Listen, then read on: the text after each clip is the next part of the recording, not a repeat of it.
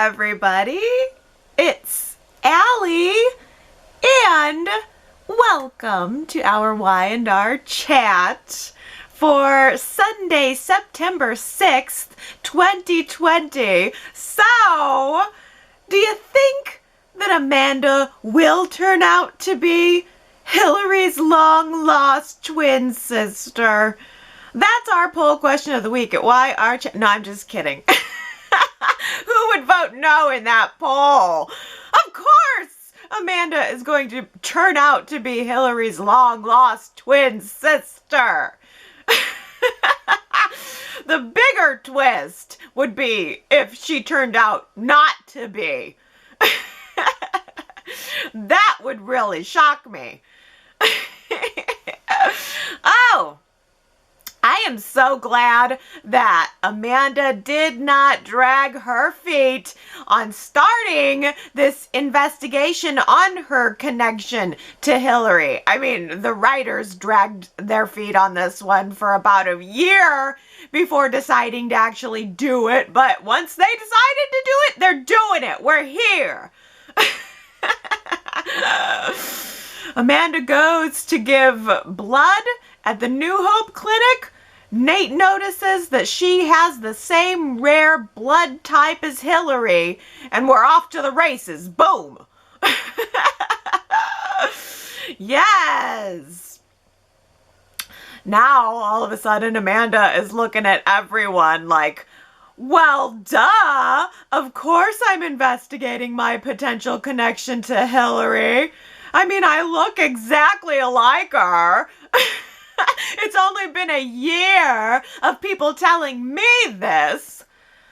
I don't care. I'm glad. I'm glad we're here. Amanda even made a cute little joke about going to knock on Devon's door to ask him if he happened to have an old hairbrush of Hillary's that she could borrow for a DNA test. I loved that. I thought she was joking, but then she turned around and she did meet with Devon to ask him if he had anything with Hillary's DNA on it, and also to ask him what Hillary's birthday was. Wow. Well, okay. Well, first of all, though, shouldn't that information be publicly available? Shouldn't Amanda have been able to go to the Hillary Curtis Hamilton wiki to get her birth date? Or possibly, I am sure that one of Hillary's bees would have put together a fan page for her by now that included a biography on Hillary and that important date, her important birth date. I mean, hell, someone in Genoa City probably sells t-shirts with like an angelic picture of Hillary in the background and then her birth and death dates in the foreground.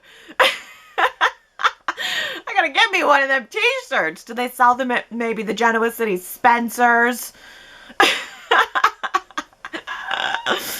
Oh. Well, Devon is able to confirm that, wow, Hillary and Amanda's birth dates are just one day apart. And Amanda's birth date has always just been a best guess since she was left on the orphanage steps all those years ago with no records. Just like Victor Newman, left on the orphanage steps. I was just blown away. I mean, the DNA test is a couple steps, but I was blown away that no one thought to ask Amanda her birth date before. That would have been the most obvious way to connect these two women a year ago. Why didn't I think of it? Well, now Devon has a decision to make. Does he participate in Amanda's quest to find out about her family? I really did appreciate Devon's deliberation process as he talked it through with Elena. Devon wants to make sure that whatever he does, he's doing right by Hillary and Hillary's memory. But he also doesn't know how to make that judgment call. Hillary's gone. And in talking it through with Elena, it definitely put Elena in an awkward spot. And I think that Elena had the exact right reaction. I think she said the right things. I think she did the right things, because what Elena said was, I'm sorry, Devon. I cannot be the one to tell you whether or not to do this. It is not my place. This is between you and Amanda. Correct move, Elena. Absolutely correct move. Because I think that Devon wanted Elena to tell him it was okay. I think on some level he wanted Elena's permission to pursue this. Because Devon doesn't want to feel like he's betraying Hillary or Elena by pursuing something related to Hillary. But you know his curiosity has been piqued. So much so that we saw in the previews for next week that Devon is handing over to Nate a box of Hillary's belongings that he's held on to. It was such a cute little box. I imagine that it has some of Hillary's hair combs, hair clips, maybe a little hairbrush in it or something. You know that Devon held onto that box. He probably stashed it up real high in his closet somewhere when Elena and Nate were pressuring him to get rid of all of Hillary's things. Remember that? When they were pressuring him to just get rid of all her stuff? But he held onto this one box as a reminder of Hillary. He probably pulls it down from the shelf every now and then and opens it up and gives it a little sniff. Oh, Hillary, I miss you, I love you. Oh, Devon. Oh, the man is a widower at such a young age, and I do still feel for him. He lost his wife, and he lost his unborn child. That's a fact that Amanda did not know, by the way. Nate told her this week that the full story of Devon and Hillary. I mean, she didn't want to hear it before. All of that information was available before, and Amanda didn't want to hear it. But Nate gave her that piece of info on Friday because Nate's worried about what drudging all of this up is going to ultimately do to Devon. Devon did go through a really rough period after Hillary's death. Do you remember when he was being really edgy and he was going through some counseling even though he was resistant to it, and he was also resistant to getting on the meds to help him? Ugh, poor Devon. Just poor guy. I feel like, and I always felt like, Devon, if you want to go ahead and give Hillary's hair box one last sniff for old time's sake, you go right ahead. Amanda sat right down in the middle of Billy and Lily's office to give her DNA sample. And then she got real uptight when Billy started asking her about it. Hey girl, if you don't want to talk to Billy about your cheek swab, then don't swab your cheek on his couch. I don't know. I didn't think that Billy was asking rude questions at all. And I didn't think that he was disparaging Nate in any way. All Billy said to Amanda was, wow, you never showed any interest in finding your potential connection to Hillary before. Now you've had one conversation with Nate about it and suddenly you're ready to move forward. Are you sure this is right for you? That's fair. But Amanda took his questions to mean that Billy thought that Nate was pressuring her into something, and I didn't get that at all. I think that Billy was just as curious as I am, as we are. Why is Amanda all of a sudden all gung-ho to find out her connection to Hillary now when she didn't even want anyone to breathe the name Hillary around her before for the past whole year? No, I think that Amanda jumped down Billy's throat on the topic of Nate because she knows that she's really fighting feelings for Billy while she's pretending to be into Nate, and she's just real sensitive about the topic now. Amanda is the one who put the brakes on the little flirtmance that she and Billy had going on because Billy's life was a total disaster at the time, but it's obvious that she's fighting it now. It's obvious that she wants Billy. And if she wants Billy, then I don't even understand why she's fighting it. What's holding her back? At least he doesn't have a wife and kids waiting for him at home this time. Lily walked in on Billy and Amanda's little tiff. And Lily has been probing both Billy and Amanda separately about all of this as much as possible. Last week, Lily was digging into Amanda, and this week, Lily was digging in to Billy. I thought that Lily and Billy's conversation about love and dating, though, was really comfortable and really friendly. I liked it. It was casual. I felt like I was getting to know them both a little bit more in those scenes. And Lily was saying to Billy that she can see that he's now doing very well in his professional life, but that he's lonely in his personal life. It's the same realization that Jack came to for himself last week, and it's the same realization that Jack was passing along to Billy this week, early in the week. I mean, great hang between Jack and Billy we had. Great hang. Yeah, I really appreciated that scene a lot. I'm grateful for it. I really am. I think it's nice to see Jack and Billy being brothers, and I think it's nice to see that Abbott family connection traveling outside of the Abbott family home, which is mostly where we've seen it lately. Because Jack stopped by, chance come, to visit Billy to see the new set, and also to share his newfound wisdom with Billy. Love above all else. That's Jack's new motto. Love above all else. Don't do as I did. And don't work so hard that you let it all pass you by. Don't miss love if it's standing right in front of you. Basically, telling Billy to go get Amanda. Even though Jack didn't know that's what he was saying. That's the essence of what was going on there. Oh, yeah, you gotta get it while you can. I would argue that Jack got the greatest love of his life. I think that the greatest love of Jack's life never passed him by. It was Victor Newman. It was Victor Newman all along. Those two are perfect for each other. They were made for each other, Jack and Victor. I think that Jack should have sent Victor that big old bouquet of flowers that he was talking about.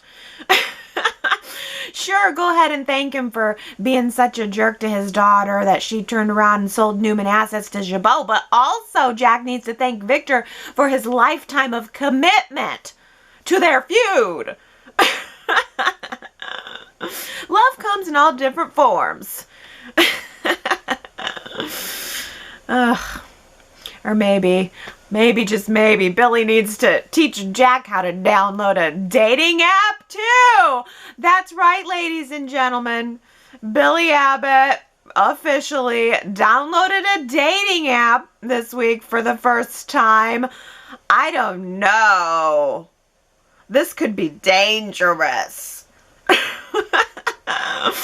Billy has a brand new tool now for luring women into his next sexy disaster. Look out, women of Genoa City. There is a lone wolf on the prowl, and he's hungry. I have to give Victor just a smidge of credit. He tried to reach out to Victoria this week. He tried to find some common ground. He complimented her on the business decisions that she's been making at Newman Enterprises, including the ones that you know he hates.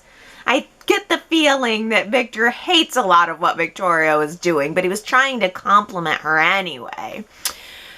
But Victoria was not budging. Oh, she took the compliments.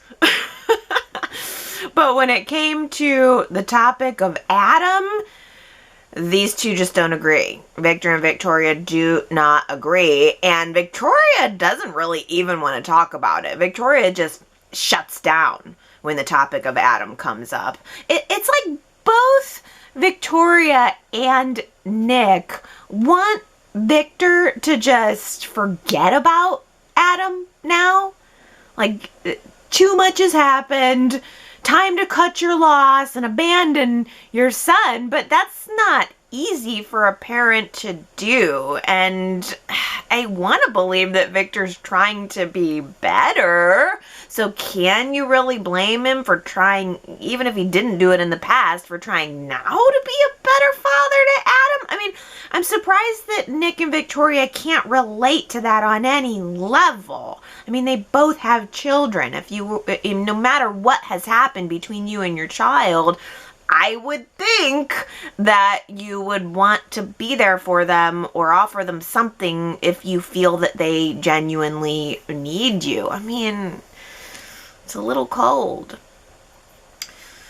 Well, since things did not go quite smoothly with that father-daughter reunion, Victoria now thinks that Victor is actively trying to sabotage her at Newman Enterprises, because she's all of a sudden taken all kinds of flack from investors like Dan.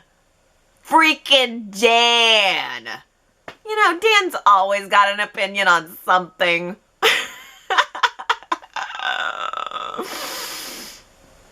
All the time.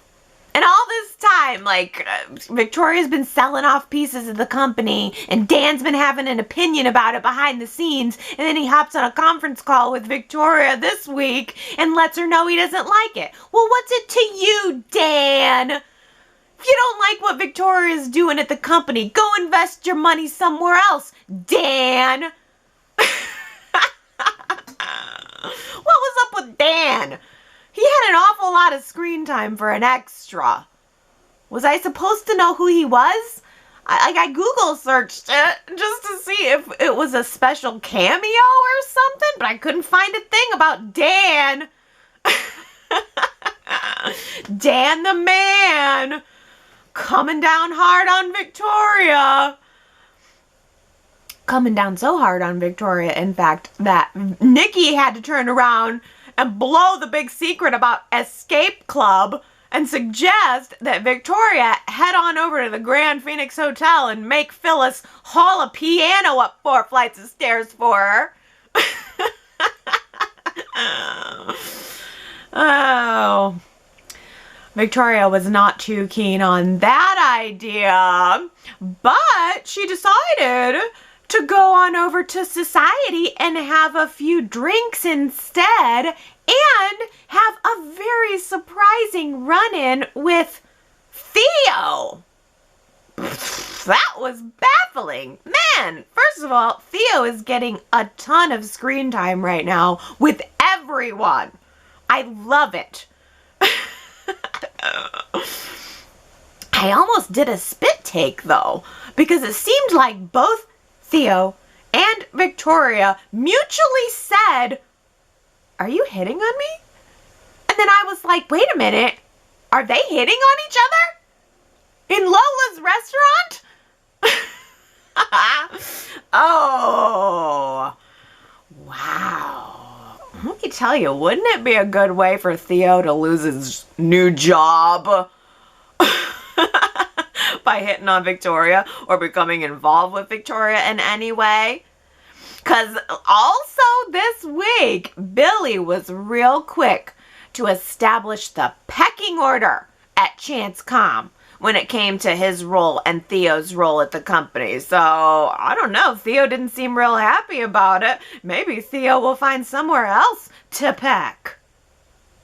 After everything that happened last week with Lola and Theo having their first lovemaking sesh, and then her getting all weird on him, I thought I missed an episode or something, or a scene, when Theo showed up at Society apologizing to Lola.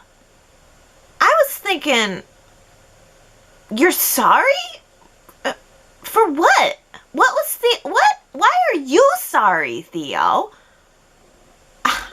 I guess he was supposed to be sorry for daring to mention last week that Lola seemed upset by her whole cohabitation conversation that she had with Kyle and about Kyle and Summer. But now wait a minute here. I like Lola a lot. But what is starting to happen with Theo and Lola is the exact same thing that happened with Kyle and Lola at the start. Kyle was always begging for Lola's forgiveness for some minor thing. And now here, Theo is begging for Lola's forgiveness for nothing. No, Theo needs to stand up to Lola and say, why don't you come to me when you're ready to talk? Don't apologize for inquiring about whether or not she was okay. That's just ridiculous. Lola stood there and accepted Theo's apology and sent him on his way as if he had done anything wrong. And then she showed up later, serving him a plate of her crow. She should have been eating that free food, because she realized that Theo was right all along. She was upset about the conversation with Kyle, and it wasn't right the way she treated Theo. Yeah. I love this relationship between Lola and Theo, but I cannot have Theo walking on eggshells around her. These two, if they're gonna be together, they need to be on equal ground. I am really digging the comedy dynamic between Nick, Phyllis, Summer, and Kyle. The scene where Summer and Kyle told Nick and Phyllis that they were moving in together was comedy. I LOL'd. Phyllis clutching her chest, hoping that Summer and Kyle were not about to announce a pregnancy. And then Nick bumbling away, dismissing himself from the conversation to go get a drink at the bar. It was all really well done, and it really showcased how funny these four actors are. I mean, I loved the coffee house scene between Nick and Kyle a couple weeks ago, and this was a total extension of that. I want more. I don't even care what it's about. Those four are funny. And I love that Phyllis and Nick don't trust Kyle. So there's just this, it's just this thread of mistrust that's underneath the scene while everybody's trying to play nicey nice. And of course they want to support their daughter, but this is a little too good to be true, which is kind of how I feel about the whole thing. I guess it's going to work out, though, because Nick will be able to keep a very close eye on Summer and Kyle, since Summer and Kyle will be living in one of Nick's new houses. Man! The construction on that house is taking forever. That house has been being built for so long. Even taking coronavirus out of the situation in the 4-month gap. No. That house has been under construction forever. Maybe they found dinosaur bones on the construction site or something. And then they had to delay the finish for, I don't know, a couple of years. Because let's take a minute and try to walk back the history of this phantom house that Nick has been trying to build, because I'm pretty sure that he was originally building that house for he and Chelsea to move into, to raise their family, and that had to have been in 2018. I think it was before she left even. And then that relationship fell through, and Nick offered it to Kyle and Summer as a wedding present for their last wedding, which was 2019. And now here we are at the end of 2020, still waiting on shingles.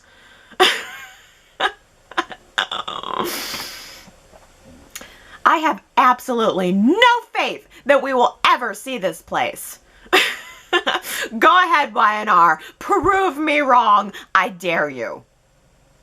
As we all suspected, Adam now thinks that he is Damien. Adam thinks that he is the son of the devil, bad since birth, and he is poring over all of his past bad deeds. And there are many. But this week, listening to Adam list all of his own fears about himself, it dawned on me, well, okay, what if he's right? What if Adam is this deeply disturbed, dark individual and always has been? What if this incident with AJ actually was the root of all of his problems and the fuel for all of his misdeeds? I actually kind of like this interpretation. I think I might kind of prefer it if I could just embrace bad Adam, instead of always having to make some kind of excuses for him. Maybe he's just messed up. Maybe he doesn't need to be fixed. Maybe he just needs to own it, and then we can own it and enjoy him being bad without having to solve his problems. See, I think I've cracked the Adam code here. When Michael Mooney played Adam, I think it was so compelling because he embraced the bad side of Adam. He went, okay, I'm bad. Now let's have sex. And then when Justin Hartley took over the role and started playing Adam, he was supposed to be the kinder, gentler, softer family man with Chelsea. So he was like, I'm a good guy. I'm a lover. Now let's have the sex. But the Mark Grossman version came along, and I haven't been able to figure out what kind of sex I'm supposed to be having with Adam. Am I supposed to be having good sex with him? Bad sex with him? Love sex? Hate sex? I don't know. But maybe, just maybe, the AJ Montalvo revelation marks a definitive turning point in the Adam character now, where we don't have to balance between the light and the dark, where I can finally just throw my hands up in the air and say, okay, bad boy, let's just have the sex.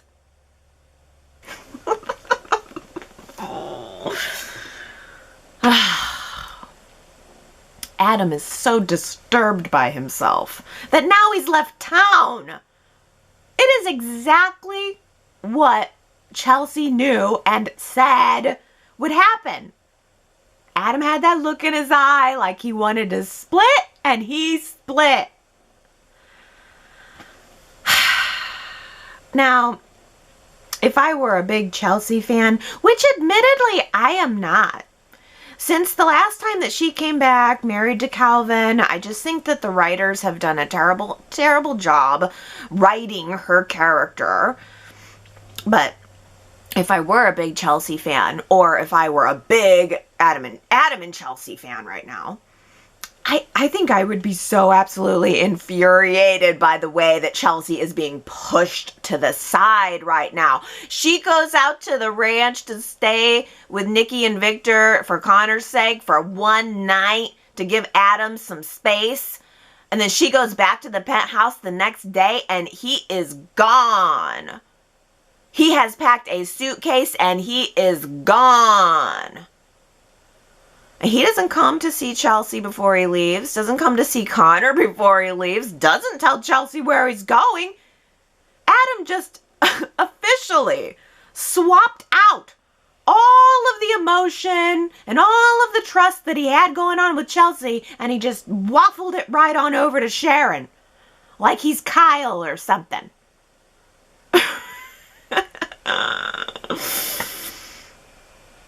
Adam goes to see Sharon before he leaves.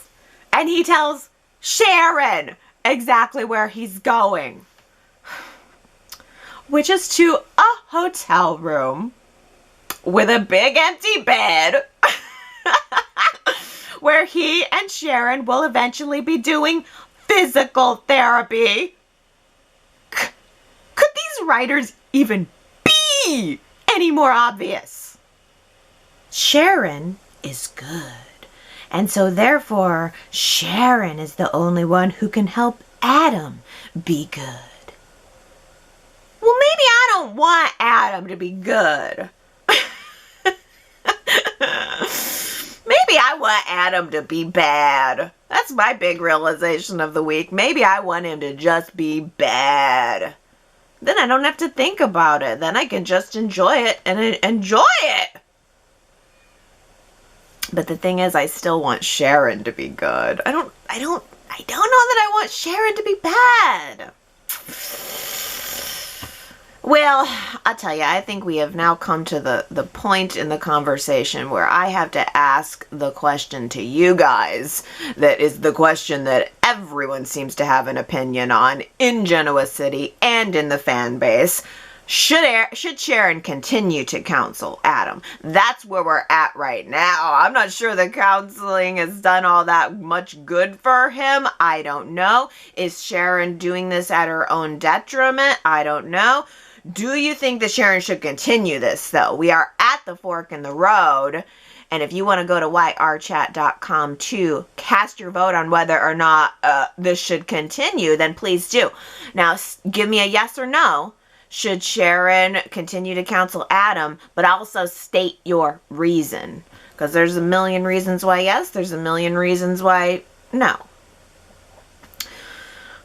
The other thing that started to occur to me this week, I had a couple of epiphanies on this topic this week, but the other thing that started to occur to me this week is that Sharon and Adam have done absolutely nothing to indicate to the audience or to anyone else that there is anything more going on in their relationship other than counseling and friendship.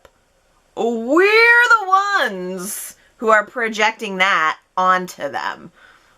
Well, us and half the town, including Noah, who doesn't even live in this town anymore. Oh, it was good to see Noah, wasn't it? Of course, Noah's gonna be there to protect and defend his mother. And he did make a good point about the topic of Adam, and he made it to Sharon. And he said, hey, can you think about your family for a minute and what it's like for us to see you not taking full care of yourself? Oh, I thought that was a very interesting way of putting it. And on the one hand, I do get his point. Sharon is putting a lot of energy into this fight for Adam, and it is energy that she may need to be conserving to fight for her life.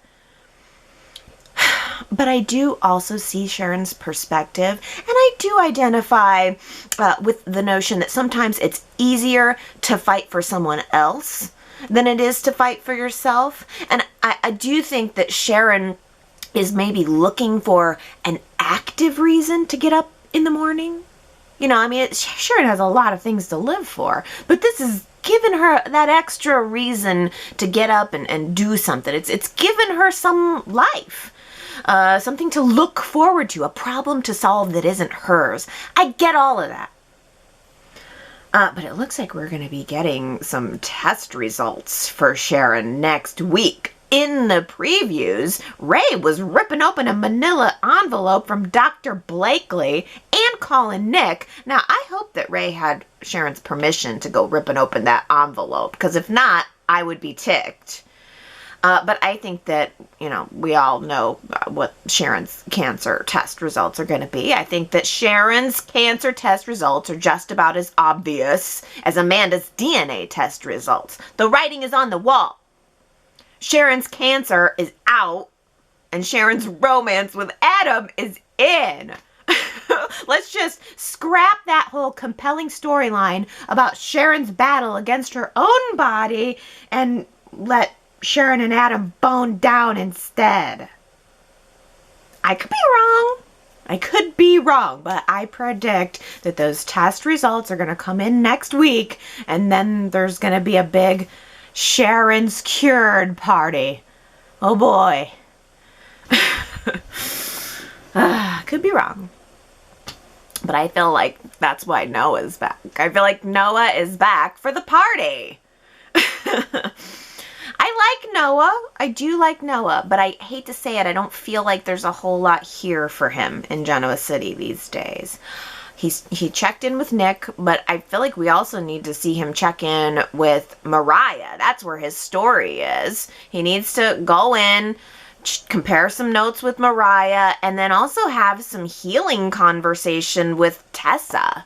I mean, it was pretty crazy that time when Mariah was in love with her brother's girlfriend, and then Noah just kind of left town about that. He just got mad and then left town forever, and I feel like there's a lot that didn't get resolved there that could be. That's where Noah's story would be, but I don't know that the writers are going to take it there. I could definitely see Noah and Mariah having a powwow. Now, wow, considering Sharon is all wrapped up in Adam, but I don't think Tessa will be the topic. I cannot believe that Mariah went to Lola to tell Lola that she is worried about Sharon and Ray's relationship because of Sharon's involvement with Adam. If I were Lola, I would be livid. You mean to tell me that my brother has forgiven Sharon for her first fling, her first cheatins with Adam, and then my brother forgives her, goes through this cancer process with her, is there for her day and night, every step along the way through the fight of her life during every bit of this cancer treatment, and now she's off spending time with her ex-husband again? The very person who came between them in the first place? No. If I were Lola, I am telling you, I would confront Sharon. Cancer or no cancer, I would be confronting Sharon about this, and I would give her a very fierce warning. I would tell her that if she even thinks about hurting my brother again, then I'm going to put a brand new drink on the society menu.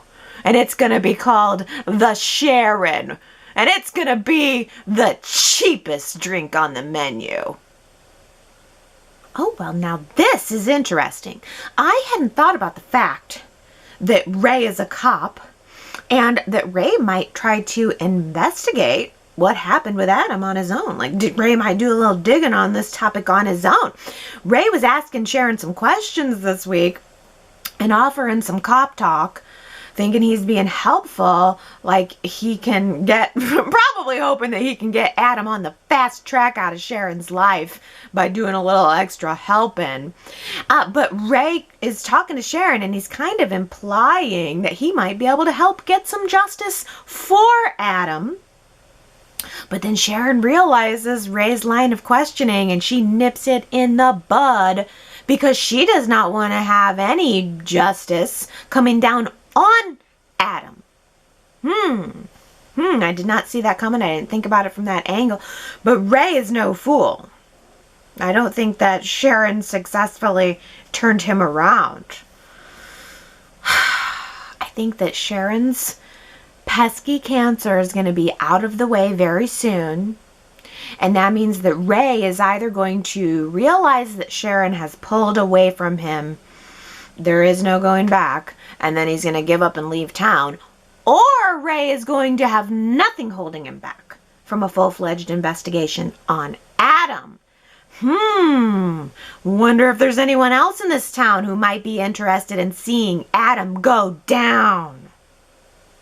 You know, I said 2 weeks in a row that Chance needed a job, but I didn't mean we had to give him Paul's job.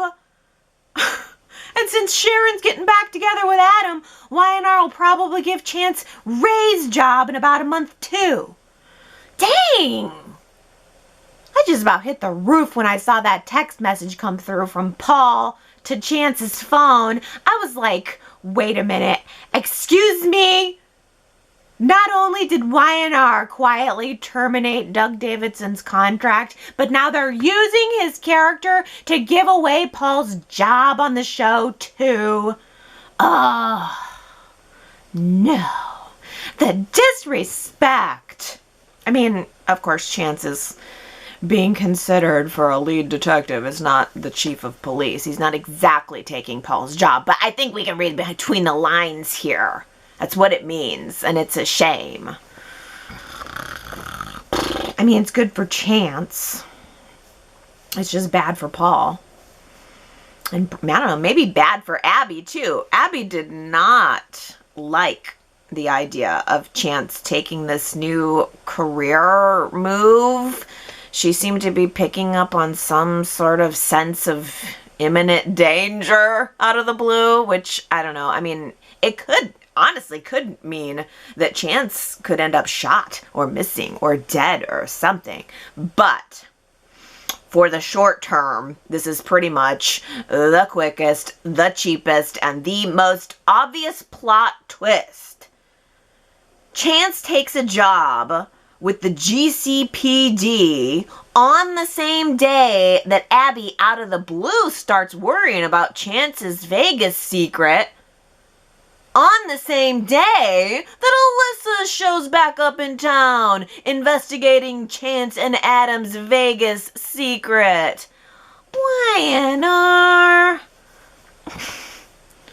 you could have done better than this. You had it in you to do better than this.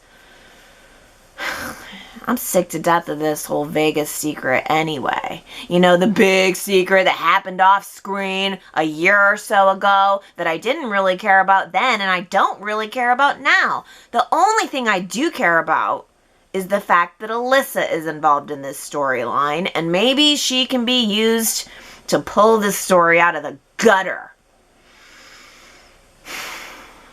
Because Alyssa has motive now. Alyssa was burned by her childhood bestie, Adam, aka Vic. He stole all of the research that she did around AJ's death, and he stole the story out from under her too, and now she's back, and now she has a grudge. And now there are not one but 2 stories out there involving Adam and a murder that need to be investigated. And there are 2 people out there who can help fill in those blanks for her and for everyone else. Ray and Phyllis.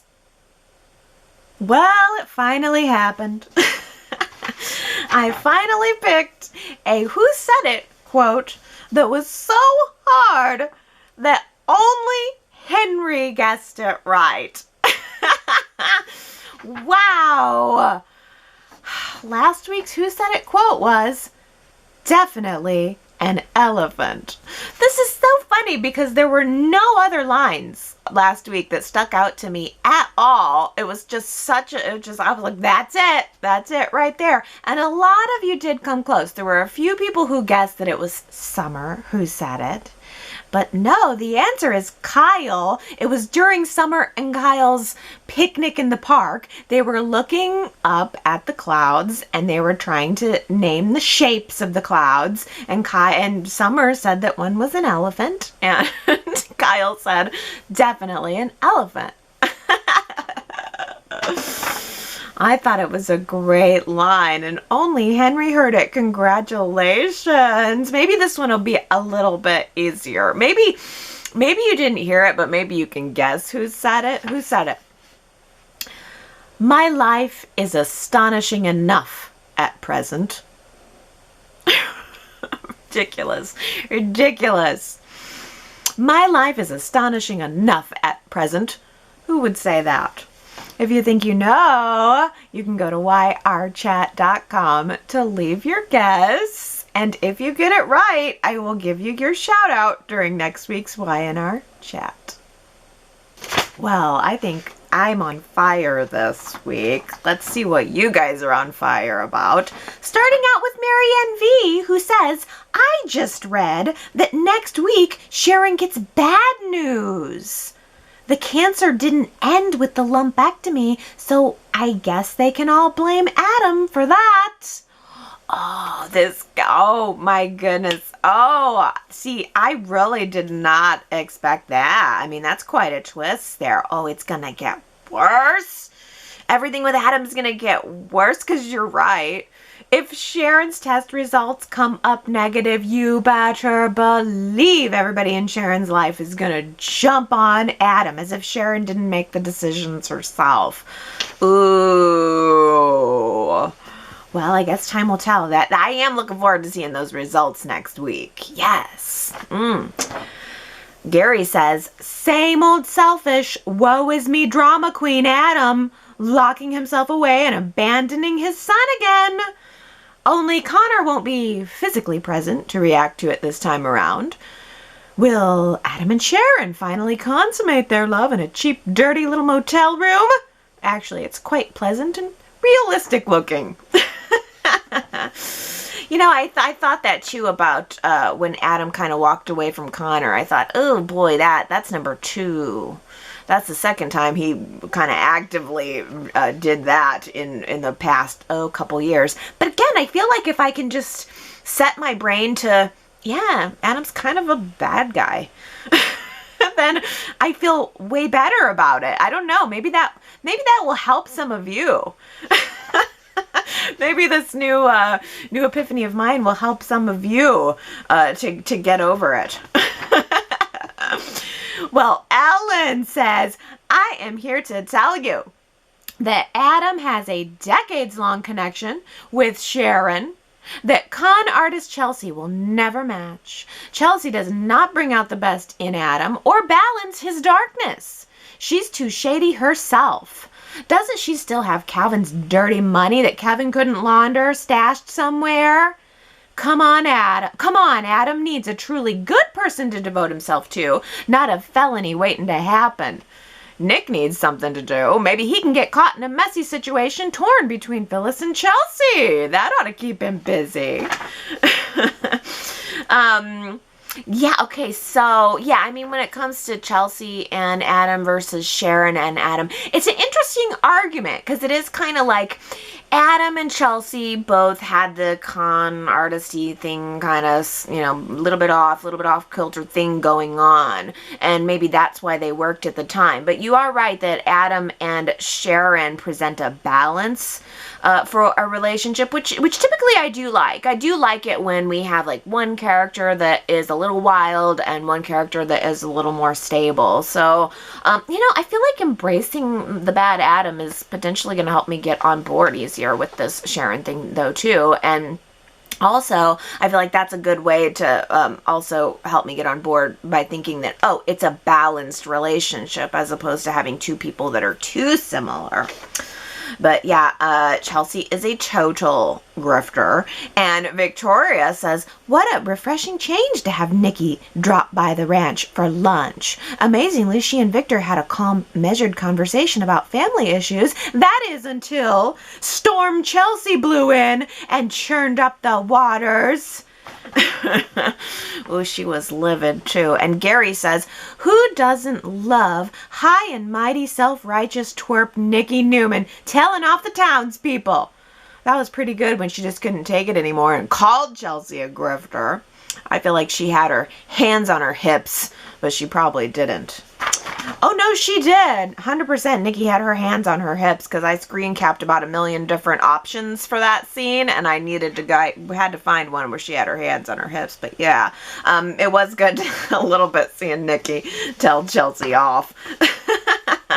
What what is Chelsea's future on this show? My goodness, as Ellen says, maybe she'll head back into some kind of triangle with Nick and Phyllis.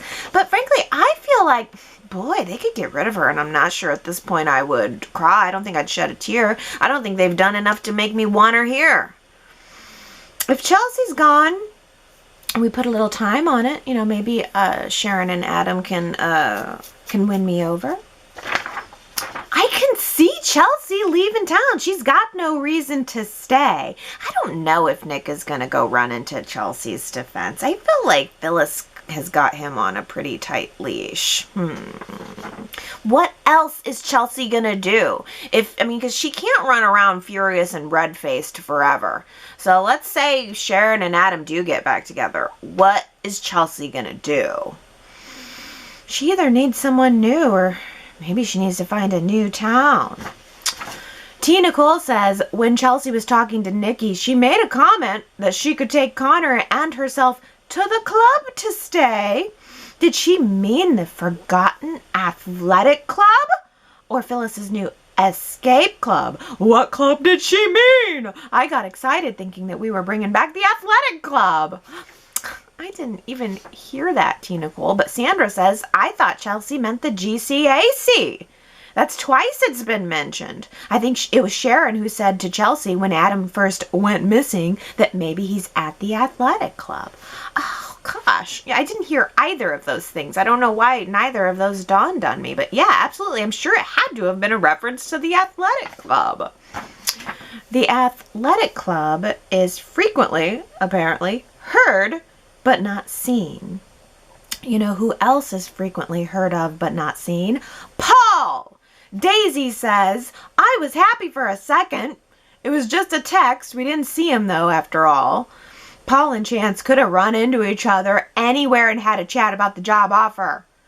I hope they don't kill Paul off. Or maybe Paul will retire and they'll have a big off-screen retirement party. They should just bring Doug Davidson back. Give him better storylines. Maybe Paul and Michael could investigate something. Maybe who really killed AJ and not child Adam or his family. Okay, well, first of all, yeah, and then there was a follow-up conversation between Chance and Abby where Chance said that Paul invited them out to dinner with he and Chris. Well, gee, wouldn't it be nice to see that? How hard would it be to bring Doug back on for a couple episodes when it's clear that he wants to work? It's not one of these situations where they'd have to lure him back. Doug wants to work. Why not incorporate him? It is ridiculous. But also, you know, you're planting a little seed here, Daisy, about something being more to the story of who killed AJ. Daisy says, I wonder if there is more to the story. Maybe Adam pushed AJ but didn't kill him. Maybe somebody else actually killed AJ, and Alyssa's investigation will lead her to that person. Oh, yeah, you know, that would be a good out for getting Adam out of this, although I'm telling you now, I don't want him to be out of it. I want to believe it's true. I want to go with the bad seed Adam. It's a little more appealing to me. Mostly because, you know what, we got a lot of nice guys on the show. At least if Adam's just this kind of a bad guy and he kind of embraces it and goes with it and he's like, all right, this is what it is. That's more appealing to me. It's more honest, at least. It's more true to oneself, at least. I would prefer someone to be who they are and not trying to be who they're not. Yeah. Well, on the note of potential twists around these stories, Sherrod says, "Hey, Allie, it seems like once again Y&R was listening to you and brought back Alyssa. So she is seeking some sort of revenge against Adam for killing her father. I wonder if the wife or the man they killed in Las Vegas is going to be played by Courtney Hope." Oh, yeah. We know that Courtney Hope is going to be incorporated into the show somehow. Maybe it will be around one of these two murder mysteries. That I like. Victoria says, during Alyssa's interrogation, Chance was cool as a cucumber. Things went well until I saw Abby's face. Guilt was written all over it. It's funny. the term cool as a cucumber is a term that since I started watching Y&R in the 90s, I always used to describe Paul. I always thought Paul cool as a cucumber. It's just if I had to describe Paul in a sentence, it's that. And it's interesting that you're describing Chance in that way too. It's not that I don't think that Chance will make a good investigator. He definitely gives good cop vibes. It's just that, well, dang, I kind of like Paul. And yeah, I mean, the fact that the whole turn happened so quickly was a little bit of a turn off. I mean, out of nowhere, Abby's real paranoid about a very innocuous text message from Paul, and it just escalated from there into, oh, now we've got some danger. It was a little easy. It was a little too easy. I don't know if Abby knows something more in any way about what's going on. I think she's just worried about her boyfriend. I think possibly Abby is finding her life in a good place, and I think she's worried that that's all going to be rocked. Rightfully so. Well, let's shift on over to another story. Ellen says, the Amanda-Hillary twin twist has arrived. Seems like it will be a fairly quick resolution. They went straight to wondering if Devon has an old hairbrush of Hillary's. Then we rearranged the pairings to Devon, Amanda, and Nate and Elena. That'll probably take a little longer. Yeah, I really appreciate how quickly they moved this along.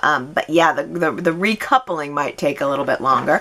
Although here is a little wrench from Sherrod. Sherrod says, well, unless there's a double twist, and it turns out that Amanda is Hillary. I kind of noticed some of Hillary's mannerisms coming through in the last 2 episodes when Amanda was speaking with Billy and then Nate. Oh, yeah.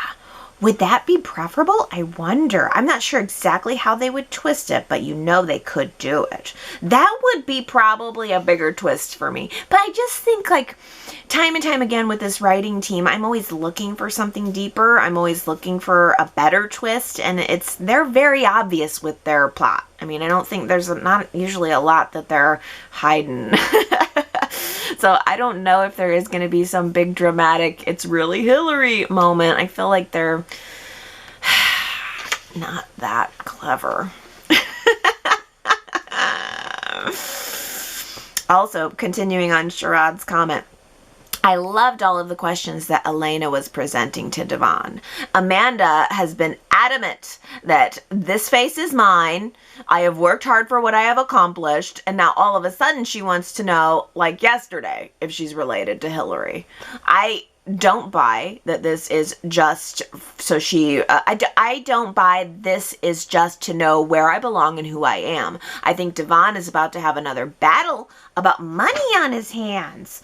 Oh, see, when Elena said that about, or is it possible she could still be after money? I didn't even think for a second that would be the case, but there's another twist possibility. Well, how about that confrontation between Billy and Amanda? They had that little argument, and Victoria says, I side with Amanda. Billy went from a supportive friend to getting in her business. He was questioning her ability to explore her options and accused her of letting Nate take control. Oh, Victoria, I have got to tell you, I watched that scene twice because it was Thursday's show, and my first impression of it was, whoa, I feel like Amanda jumped on Billy for nothing. And so I went back the next day and I watched it again to see, did I just interpret that wrong? And then I watched it 3 times because I went back a 3rd time to quote for you exactly how that conversation went. This is exactly, word for word, quote what Billy said to her. It goes like this, quote, "Are you sure this is what you want to do? I mean, just because Nate thinks it's a good idea doesn't mean it's right for you," end quote. And then as soon as Billy stopped that sentence, it was Amanda who was throwing on all that other extra stuff. It was Amanda who was saying, oh, you're not letting me explore my options, or, you're letting Nate have control of my options. Billy did not say that. I promise you, that is the quote word for word.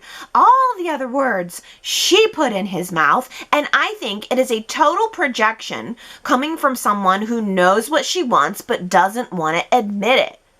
I was actually shocked by how she turned on him so quickly, and in my mind I'm thinking, you seem a little sensitive around the topic of Nate and Billy, and I think I know why. Yeah, because I did. I watched that scene. I even woke up the next day and I went, why did she do that? And I went back and rewatched it. It was just so weird. Well, Sandra says, the weird thing is, I don't dislike Amanda. I couldn't stand Hillary, and I always felt bad for that because Michelle Morgan is beautiful and talented and a believable actress. So now that she's playing Amanda, I don't feel so bad about not liking Hillary. It really was the character I didn't enjoy and not the actress. Oh, that's so interesting too, that it's like you can really like an actress and not like a character, and then boom, the same actress is playing a different character and it's a totally different dynamic. Yeah, I like them both. Superplex weighing in on Jack here says, bring back Gloria. Jack needs some lovin'. Yeah, Superplex is like, this week we have Jack dispensing his wisdom to Billy about his latest and greatest epiphany. But yet again, we have Jack making no progress on finding love. And I have no idea who they're going to bring on to have him find love with. I can't see anybody on the current cast. Is there anybody on the current cast who you think that Y&R could pair Jack with? And if not, I mean, yeah, I really liked the Gloria connection way more than I thought I was going to. I wonder if that's at all a possibility. I think they should bring back Gloria, even if it's not to pair her with Jack. She added such a good spice to the show, and seeing her in the classics was a real treat. Well, other characters who are gone but not forgotten. T. Nicole says, does anyone else think Lola and Noah would make a good match? Oh, you know, I was thinking that as I was watching, because I'm wondering, well, what could we do with Noah if we got him back? There's not a lot of ladies on the scene. I mean, we can give him a job. We could give him a romance. But yeah, I was thinking Lola's the only other kind of single girl in his age range who would even be an option. But I'd be okay bringing Noah back if it had nothing to do with love and romance. I think that he has a lot to offer in a number of different ways. You know, one thing that really bugged me about the writing in the scene in the Rose Garden Park with Noah and Nick was, there was this moment where Noah was kind of getting down on himself for not being here for Sharon more often, and he made a comment like, I was off fiddling with my pictures. And I thought, I hate that line. Who would say that? Obviously art and his career is very important to him, and for him to belittle himself by saying like, and I was off fiddling with my pictures, it was just a stupid line. I thought it was really gross writing. It was like, if I'm supposed to believe that Noah is a serious artist and takes himself seriously, why would he say something like that? It's not even self-deprecating. It's cheaper than that. I'm self-deprecating. I could get being like, here I am off, pursuing what it's important to me, but I should also be focused on my family. That's a more substantive way of saying exactly what Noah was saying. And then Nick comes back and he's like, you're not just fiddling with your pictures and your art. It's just, that could have been better, way better. Well, here's something that Diana liked very much. Diana says, I appreciated the video conference that we saw with Victoria, Nikki, and Dan. I don't know if we ever have seen this kind of meeting before on the show, and it was very in sync with what companies and businesses are doing now because of COVID. Oh, so first of all, Diana is a Dan fan. I'm going to make you a badge that says Dan fan, or maybe a shirt. I'll pick up 2 shirts at the Spencer's in Genoa City. The Dan fan shirt and the Hillary Curtis in memorandum, rest in peace Hillary Curtis shirt. But what I love about your comment is that maybe it was there to add a little bit of a sign of the times, because a lot more businesses are doing video conferences than they ever would have been doing. And yeah, we're actually seeing that kind of being represented on the show right now. Well, speaking of COVID, let me get this right. Alyssa says, I love The Young and the Restless, but the social distancing thing is ruining everything. It just doesn't seem as real as it used to. The scenes that made me cry would end with them hugging, or the sweet loving words that they would say to each other to make us believe they were truly in love. They would end with a kiss, a believable kiss. But just look at that picnic that Kyle and Summer had. It's so obvious that they are social distancing. Every scene that's in this show, you don't see one couple hug or kiss except for Elena and Devon. Am I making too much of this, or is it ruining it for others as well? First of all, I have to say, it's so interesting that you were really honing in on the social distancing between Summer and Kyle at the park, that it was very obvious to you that they were separate. And I think Gary had commented last week too about seeming like they were a mile apart. Whereas my opener last week was talking about how it seemed like they were closer. I mean, little by little, I really feel like everybody's getting closer. I think I noticed the social distancing so much more at the beginning, but I don't know if it's just a perception thing or not. Maybe some people see the distance as greater, but for me, it just seems like it's shrinking. That's just so interesting, so interesting. And maybe also, I mean, I don't know, I guess I'm kind of I am in a place with it where I feel grateful for what I'm getting. So I'm willing to accept the distancing and as an exchange for getting the new content. I liked the classic episodes very, very much, but if I had to choose at this juncture, do I want to go back to watching classics the way they were, or do I want these new episodes with the social distancing? I would choose new episodes with social distancing. And again, I think that Y&R has really done a phenomenal job at shrinking that space, but I do appreciate the opinion of others who are tuning in and going, this just doesn't feel, because soaps are very emotional, and stories and drama, and it really does play on an intimacy that just can't be there right now. So I don't think you're wrong in your opinion in any way. I mean, if you're not feeling it, and that's totally valid enough. It's not ruining it for me, but I am sorry that it's ruining it for you or for anybody else who's having trouble making that leap over the new valley that we have. I'm surprised how very little trouble I have had with it, and maybe I'm a unicorn in that way. I don't know. But Sherrod says, I'm not sure if it's because Michelle Morgan and Brighton James are comfortable with each other, or if the COVID crew was not around, but I don't think that while they were sitting at the table, they were 6 feet apart. And I don't think it had anything to do with camera angles. Because in other scenes with the actors at the table, you can actually see them pulling the chair in a little further back from the table before they sit down, which brings me to the point of, if the actors are comfortable being slightly closer than 6 feet and trust their screen partner, then why not make it happen? I'm not talking about making out in scenes. That still shouldn't happen. Okay, well now here, this helps validate what I was seeing too, Shrod, because I keep thinking, that ain't 6 feet. I mean, little by little, it seems like it has shrunk. And even just like, you can see that the actors are still rotating around each other.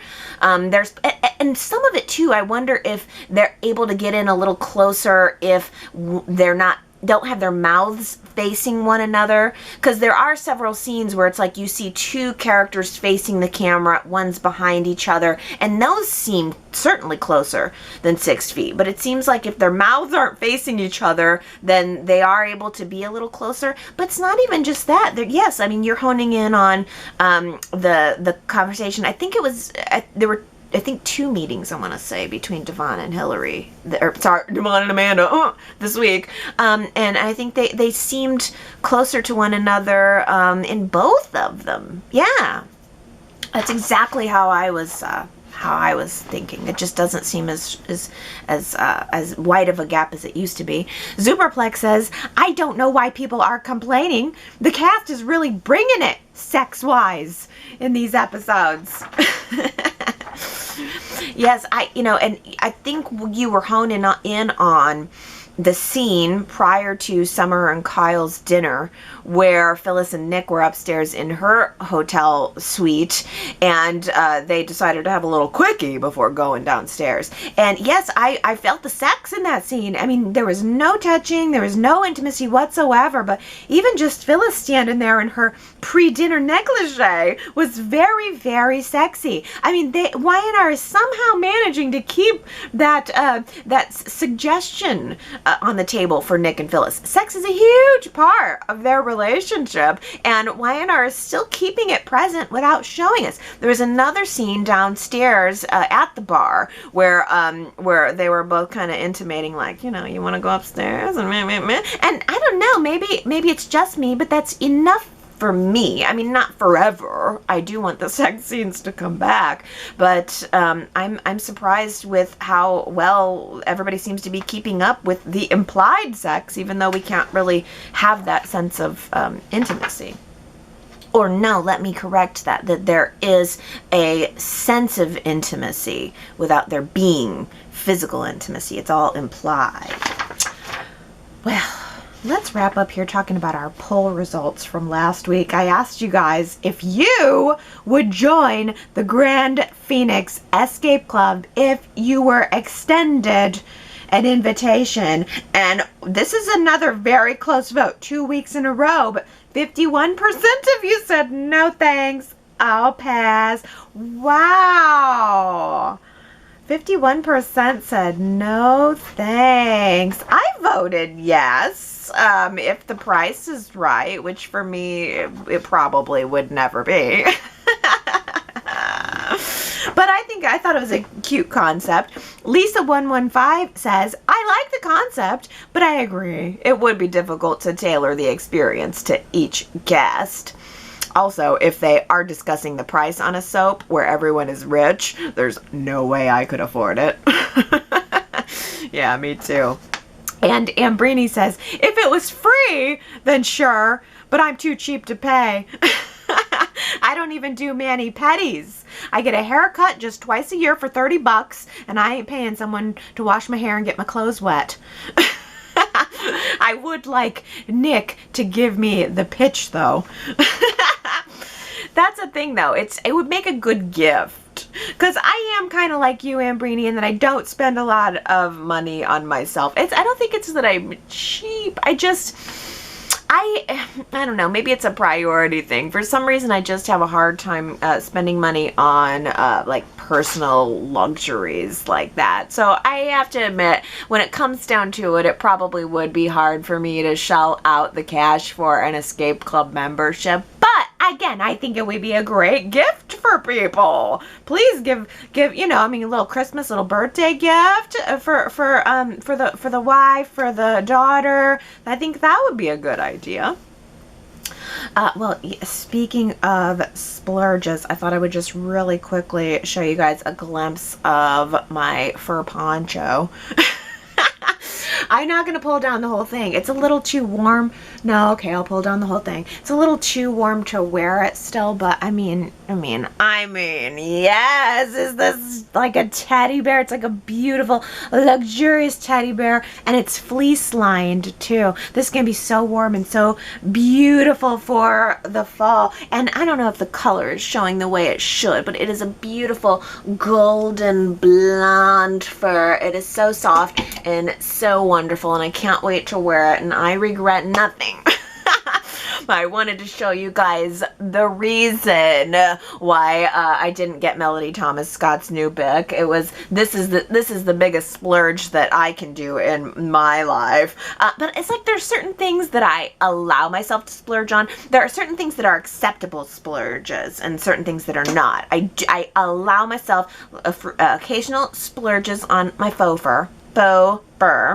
And then also I allow myself splurges on things like lotions and soaps. I really like handmade, and well, it doesn't even have to be handmade. I really like body care stuff. I like smelling good. So I like lotions and soaps and, and to a lesser extent, like bath and shower things. If it's candles, but I usually get candles as gifts. So I like to feel good in fur and smell good in my bath and body stuffs, and those are the pre-approved splurges for me. But a Grand Phoenix Escape Club membership, like an ongoing membership, I can't see. It would have to be extremely, extremely cheap. And then even then, I don't like subscriptions. So if it was a subscription and an ongoing basis thing, that would probably be a turn off.